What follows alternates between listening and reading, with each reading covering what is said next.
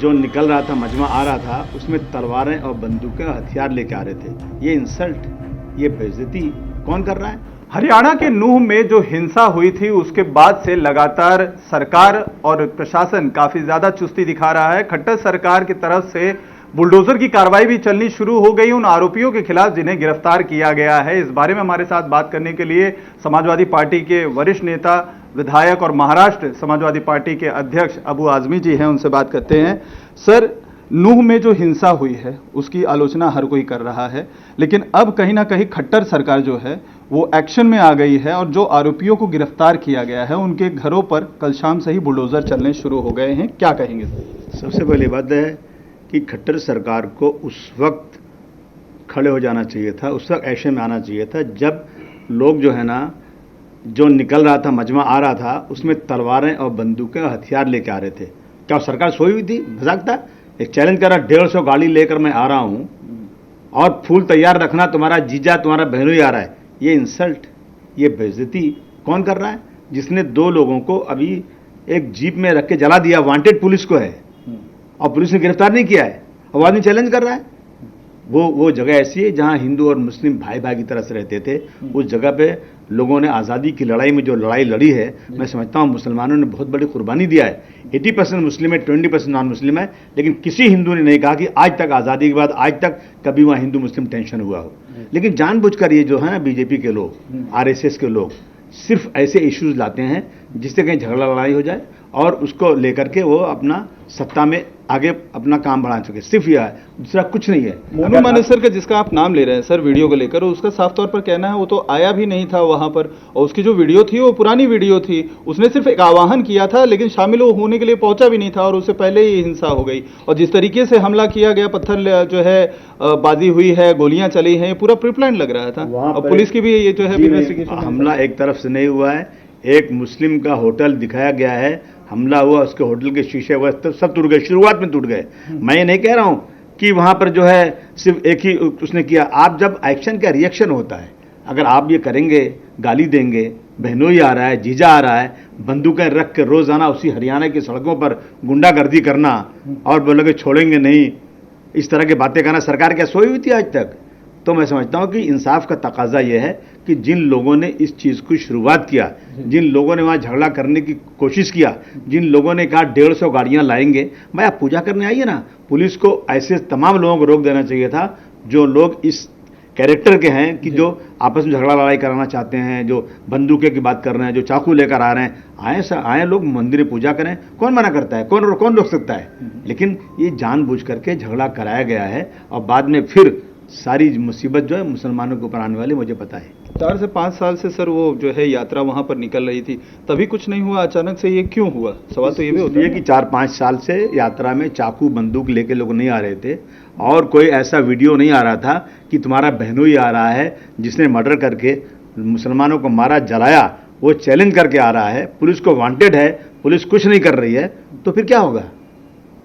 इसकी सही इंक्वायरी होना चाहिए। जो कसूरवार है, जिसने इनिशिएट किया है, उसको सबसे पहले जेल जाना चाहिए।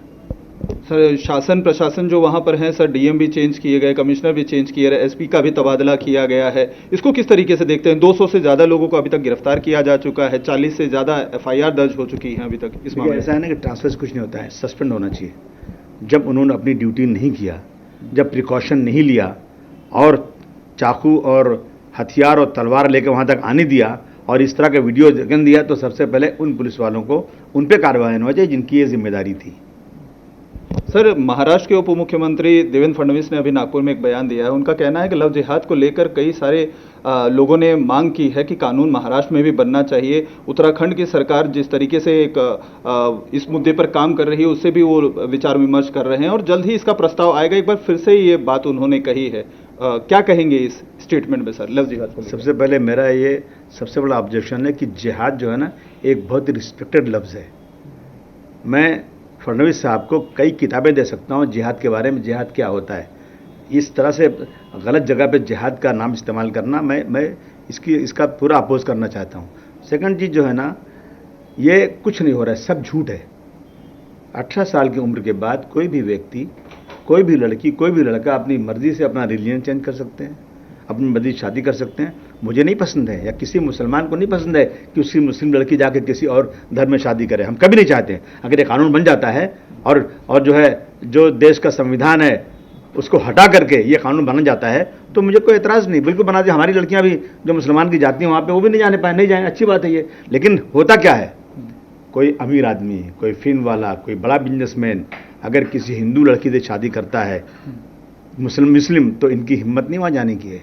कोई गरीब करता है ना तो ये जाते हैं और उस लड़की को, उस परिवार को दबाव डाल करके उससे स्टेटमेंट दिलाते हैं कि हमें जो है मिस आइडेंटिटी करके, मतलब गलत अपनी पहचान बता करके शादी हुई है। ये 100% हो रहा है।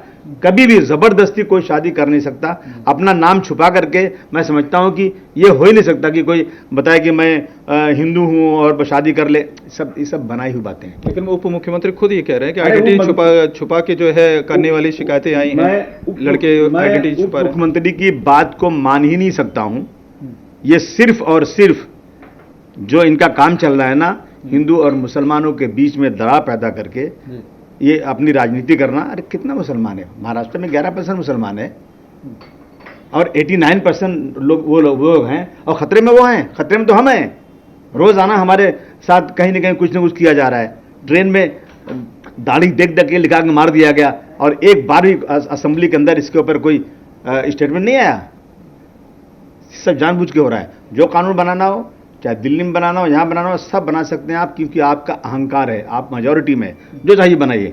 लेकिन मुझे लगता है कि जनता ऊब चुकी है। आने वाले 2024 में इन सब चीज़ों का जवाब जनता उनको जरूर दे देगी। ज्ञान व्यापी मस्जिद का सर दूसरे दिन का सर्वे चल रहा है। ये ऐसा है कि सुप्रीम कोर्ट ने इनकार कर दिया था रोक लगाने से, जो इंतजामिया की तरफ से अपील की गई थी कि एसआई के सर्वे को रोका जाए। इसको कैसे देखते हैं? अहंकार और कुछ नहीं देखता। अहंकार है, सत्ता का अहंकार है।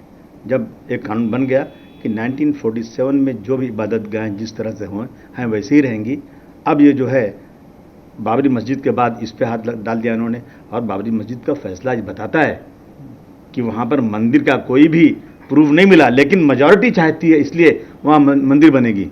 तो जो चाहे कर लो, मेजॉरिटी के अहंकार में जो चाहो कर लो, हम क्या कह सकते हैं। लेकिन सुप्रीम कोर्ट से उम्मीद थी सर कि रोक लगेगी, लेकिन सुप्रीम कोर्ट ने उस पर रोक लगाने से इनकार कर दिया। हालांकि उसमें किसी भी तरीके से डैमेज स्ट्रक्चर को करने से इनकार किया है कि किसी तरीके से वहां पर खुदाई ना हो या स्ट्रक्चर को नुकसान ना पहुंचाया जाए। मैं तो कह रहा हूँ बर्बाद गुलिस्तान करने को बस एक ही उल्लू काफ़ी है।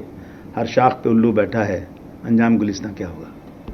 तो ये सुप्रीम कोर्ट के लिए था सर? नहीं, आप क्या चाहते हैं कि मैं जेल चला जाऊँ? आप मुझे मेरे मुँह में अपनी बात डाल के चाहते हैं कि मैं सुप्रीम कोर्ट के खिलाफ बोल? मैं किसी खिलाफ नहीं बोल रहा हूँ, लेकिन मैं ये ज़रूर कह रहा हूँ कि गुजरात की कोर्ट ने ये बता दिया है कि गुजरात में इंसाफ नहीं मिलेगा। इंसाफ राहुल गांधी को मिला तो सुप्रीम कोर्ट से मिला। इसका मतलब समझ आइए आप। और इसके पहले 2002 के दंगों में बिल्किस बानो का केस हो या बेस्ट बेकरी का केस हो, कोर्ट ने कहा कि गुजरात में इंसाफ नहीं मिलेगा, इस केस को महाराष्ट्र में चलाओ। इसका मतलब क्या आप समझ जाइए। एक आखिरी सवाल सर, 31 अगस्त और 1 सितंबर डिसाइड हो गया आज महाविकास अघाड़ी की जो मीटिंग हुई कि जो इंडिया की मीटिंग होने वाली है INDI विपक्षी दल की मुंबई में, ये 2 तारीख जो है तय कर दिए गए हैं और ये अहम बैठक मानी जा रही है आने वाले 2024 के चुनाव के लिए। आप इसको देखकर क्या कहते हैं? नहीं, मुझे खुशी है कि सब लोग इकट्ठा हो जाएं जो बिल्कुल एक आइडियोलॉजी के लोग हैं। अगर अलग अलग रहेंगे तो फिर वोट बढ़ता है।